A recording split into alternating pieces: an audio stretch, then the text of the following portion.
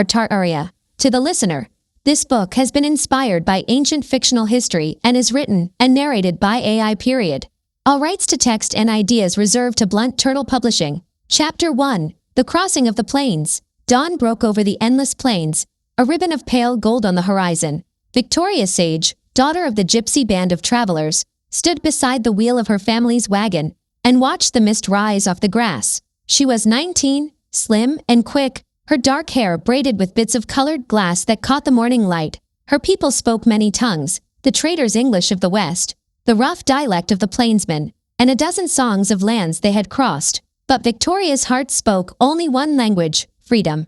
Ahead, the city of Silvergate shimmered in the distance, the great western port of the Grand Empire of Tartaria. The empire, people said, stretched from the frozen northlands to the far southern deserts, a realm of shining cities and steely order. Victoria's caravan had come to trade silks, silver bracelets, and the oddments of faraway lands, but she sought something deeper, a chance for her people to belong. Gypsies wandered Tartaria's roads, tolerated but never embraced. Victoria dreamed that perhaps here, in the empire's capital, the band of travelers could find a home. Her father, Miran Sage, eased the horses forward. "Keep your wits sharp, Victoria," he said. "City smile with one hand, and steel with the other." Victoria nodded, but her heart fluttered with excitement. The open road had given her freedom. The city promised destiny. Chapter 2. Silvergate in the Glass Towers. 3 days later they arrived. Silvergate rose from the plain like a crown of glass and stone, towers of shimmering crystal and iron, bridges crossing canals that glowed in the setting sun. Victoria had heard stories that the city was ancient beyond record, that its engineers once built towers which drew lightning from the skies and powered entire districts with light. Scholars argued whether those tales were myth or memory. The gypsy band of travelers camped at the western quarter, among merchants and musicians. At dusk, their fiddles and drums filled the alleys with rhythm. The townsfolk came to watch. Some sneered, others danced. That evening, Victoria slipped away to the riverside courtyard behind a warehouse. There, a lone musician played a lute, a young man with blonde hair and quick fingers. He looked up as she approached. "You dance like the wind," he said with a grin. "I'm Alec Hart, court musician to the governor's palace." Victoria smiled shyly. "I'm no court dancer, sir. Just a wanderer with restless feet." "Then perhaps you should let those feet lead you to the palace," Alec said. "Tomorrow the emperor's festival begins. They need performers, and the governor loves novelty. Your people's art could win favor." The idea set Victoria's heart racing. "If it gives our band a place here, I'll dance." That night, under the lanterns of the camp, she practiced, spinning and stepping to the beat of her own tambourine, the firelight painting gold across her hair. Chapter 3. The Festival of 10 Gates. Morning came bright and clear. Silvergate erupted in celebration for the Festival of 10 Gates, the day marking the emperor's unification of Tartaria centuries ago. Banners rippled from every tower, trumpets blared, and the palace gates opened to performers and merchants from every corner of the realm. Victoria wore a flowing emerald skirt and a belt of silver coins that chimed as she moved. Alec met her by the marble steps and led her into the grand hall, vast, vaulted, filled with nobles glittering like stars. When the music began, Victoria stepped forward. She sang a song her mother had taught her, a melody of endless roads and wild wind. Her dance followed, fluid and fierce, a living echo of freedom.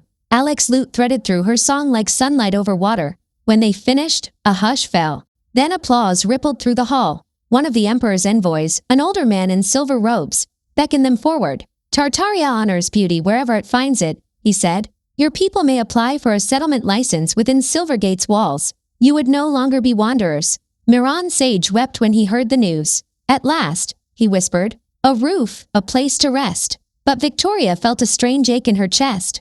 Freedom had been her sky, and now it was being traded for shelter. Chapter 4. Between Freedom and Chains. Weeks passed. The gypsy band of travelers became residents of Silvergate's outer quarter. Their wagons were replaced with small wooden houses. They sold their crafts in the markets and played music for the townsfolk. It was safety, but it wasn't freedom.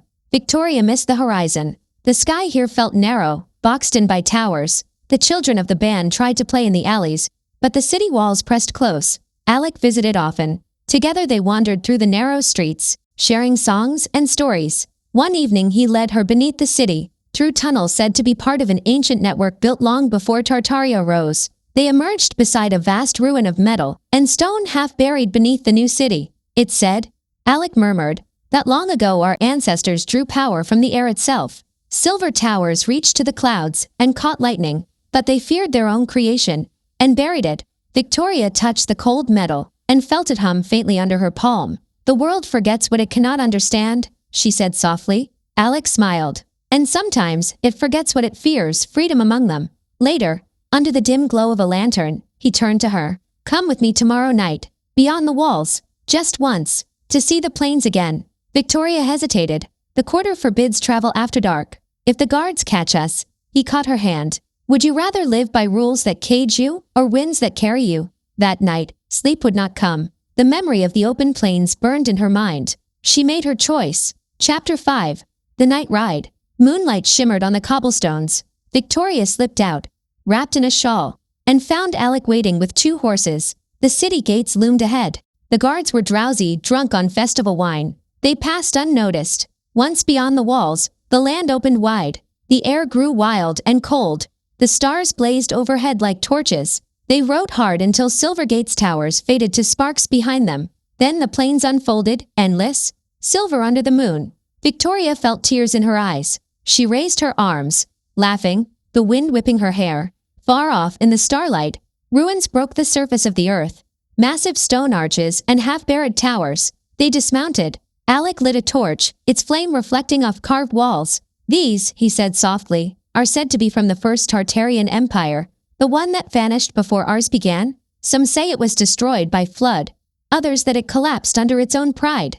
Victoria ran her hand over the stone. It pulsed faintly, like a heartbeat. The world forgets, she whispered again. Alec looked at her, his eyes tender. Stay with me, Victoria. We could live free, here or anywhere. She wanted to say yes, but she saw in his eyes the same restlessness that haunted her own heart. Freedom isn't a place, she said quietly. It's the road itself. They held each other until dawn. Chapter 6. The Reckoning. They returned to Silvergate as the sun rose red. The guards were waiting. Word of their escape had spread. The governor's steward faced her in the square. You defied curfew, he said coldly. Do you deny it? I do not, Victoria answered. I left because walls cannot hold the spirit of my people. We are travelers, not prisoners. Murmurs ran through the crowd. Her father stood among them, torn between pride and fear. You risk everything, he said. Our home, our safety. Our safety was bought with our souls, she replied. The steward spoke again. The emperor's mercy is not infinite, but he values honesty. You may choose, remain here under rule, or return to the plains, and live as you will. The choice was no choice at all. Victoria turned to her people. Pack the wagons, she said. We take back the road. Tears mingled with laughter. The gypsy band of travelers moved through the gates once more, their wheels creaking, their bells chiming. Chapter 7. The Open Road. Weeks later, under a boundless sky, Victoria rode ahead of the wagons. The wind smelled of sage and rain. Children sang behind her. Fires crackled at night. Each evening they told stories of what they had seen, of the city's towers, of the buried ruins, of the strange humming stones that reminded them of a lost world. A messenger rode up one dusk, wearing the colors of Tartaria.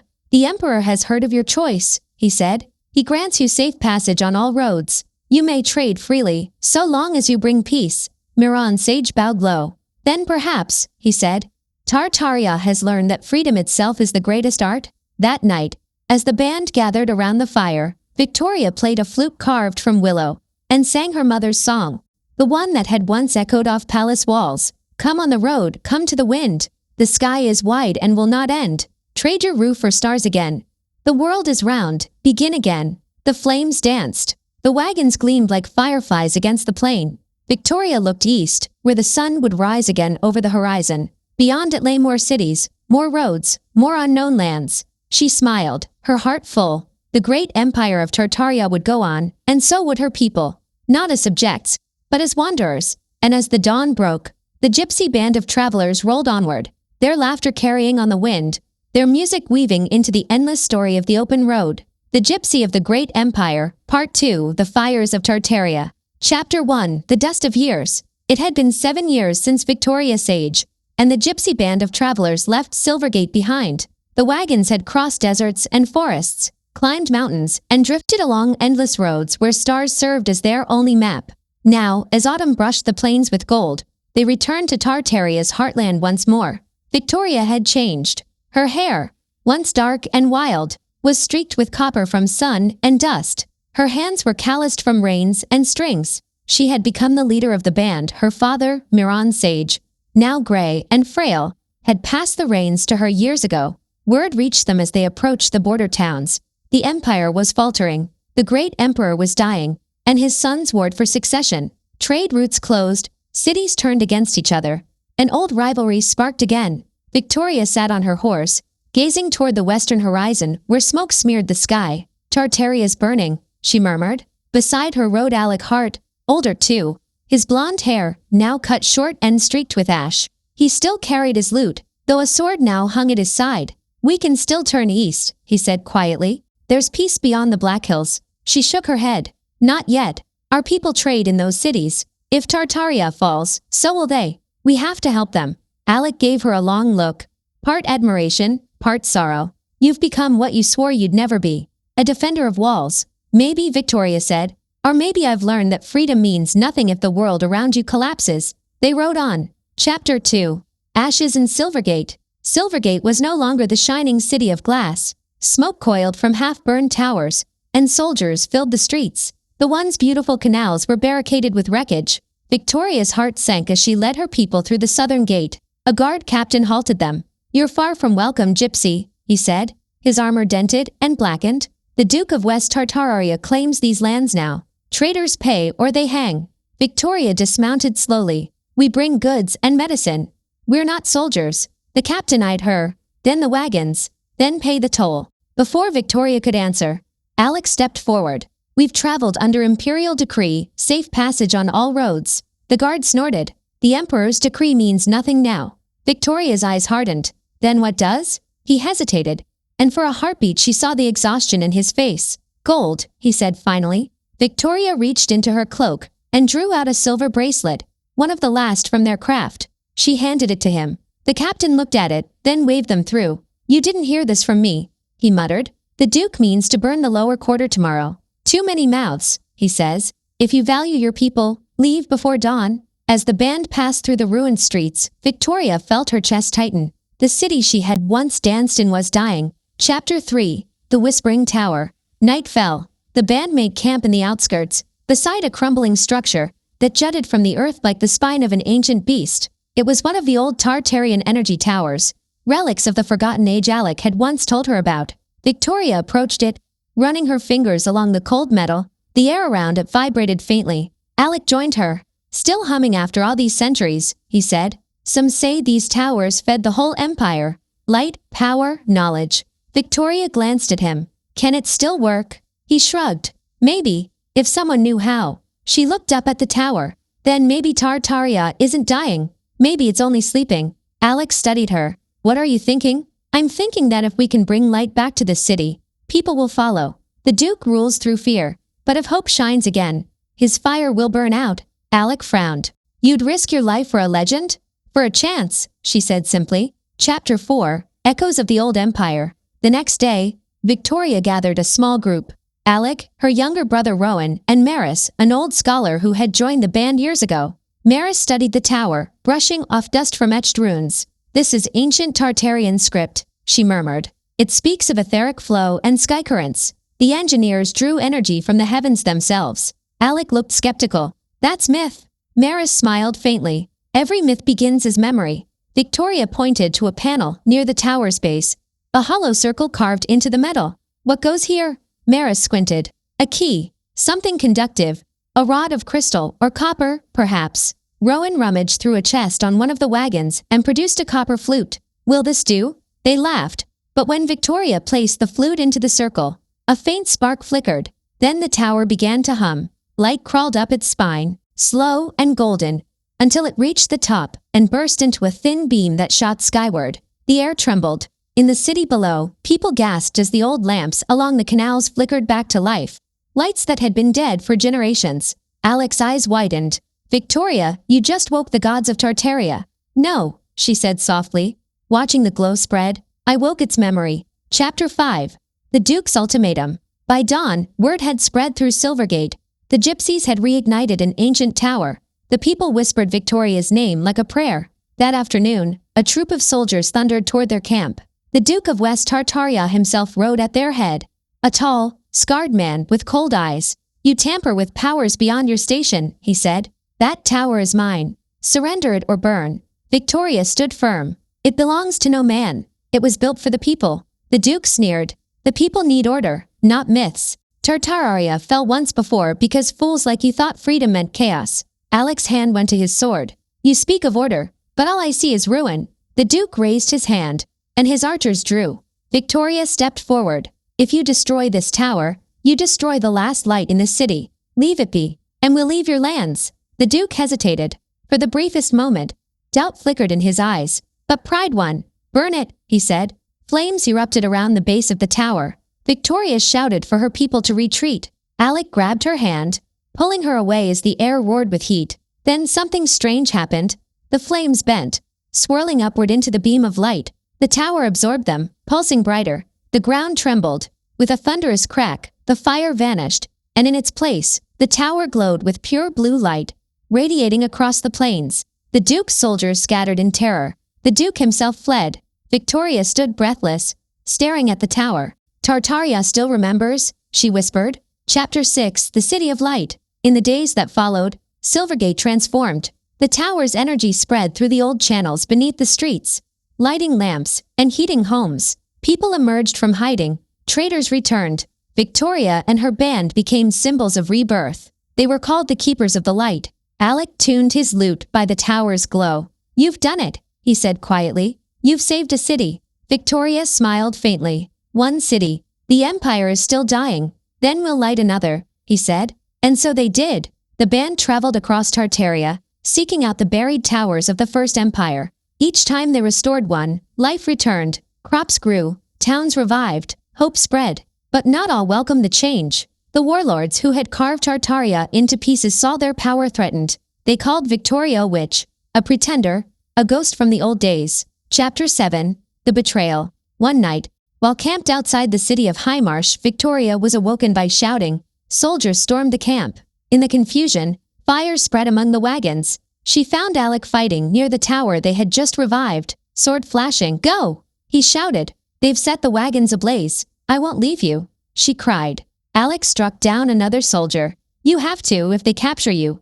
The light dies." Before she could answer, a spear struck him in the chest. He fell, eyes wide. "Run, Victoria," he gasped. She dragged him to the base of the tower, tears streaking through soot. "Don't you dare leave me now," she whispered. Alec smiled weakly. "You'll keep the road." And then he was gone. Grief consumed her, but so did resolve. She climbed the tower, carrying his lute. As soldiers closed in, she pressed it into the activation circle. Light exploded outward. The blast knocked the soldiers to the ground. When the smoke cleared, the tower stood radiant, and Victoria was gone. Chapter 8: The Legend of Victoria Sage. Years passed. The wars ended. The emperor's heirs were gone, and the land fractured into smaller realms. But the towers remained, humming softly across the plains, feeding light and warmth into the world. Travelers told stories of a woman who walked the night roads, cloaked in starlight, hair bright as copper, appearing wherever darkness gathered. Some said she was alive,